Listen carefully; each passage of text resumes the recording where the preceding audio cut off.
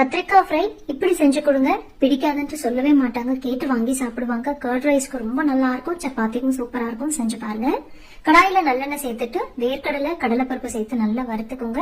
அடுத்ததா தனியா, மிளகு, சீரகம், தோலோட பூண்டு, கொஞ்சமா காஞ்ச மிளகாய் சேர்த்துட்டு 2 நிமிஷம் நல்லா வறுத்துட்டு ஒரு வெங்காயம், கட் பண்ண தேங்காய், கொஞ்சமா புளி சேர்த்து நல்லா சாட்டே பண்ணிக்கலாம்.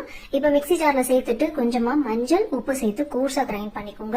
இப்ப இதே கடாயில நல்லெண்ணெய் சேர்த்துட்டு கட் பண்ண கத்திரிக்காய் சேர்த்துக்கலாம். கத்திரிக்காய் இதே போல கட் பண்ணிக்கோங்க. 1 நிமிஷம் நல்லா வதக்கிட்டு இதுல கொஞ்சமா உப்பு சேர்த்து திருப்பி 1 நிமிஷம் நல்லா சாட்டே பண்ணிக்கலாம். இப்ப கவர் பண்ணிட்டு ஒரு 80% குக் ஆன பிறகு நம்ம ரெடி பண்ண மசாலா இருக்குல்ல, அதை சேர்த்துட்டு கொஞ்சமா ஃப்ரெஷ்ஷான கருவேப்பிலையும் சேர்த்துக்கோங்க. இப்ப நல்லா கலந்து விட்டுட்டு கவர் பண்ணி 2 to 3 மினிட்ஸ் நல்லா குக் பண்ணி எடுத்துட்டீங்கன்னா கத்திரிக்காய் ஃப்ரை ரெடி. வித்தியாசமா இருக்கும், ஆனா ரொம்ப டேஸ்டியா இருக்கும். கர்ட் ரைஸ், சாம்பார் ரைஸ்லாம் ரொம்ப நல்லா இருக்கும். நீங்க நார்மல் ஒயிட் ரைஸ்ல கொஞ்சமா நெய் சேர்த்து இதை பிசைஞ்சு சாப்பிட்டாலும் ரொம்ப சூப்பரா இருக்கும். செஞ்சு பாருங்க.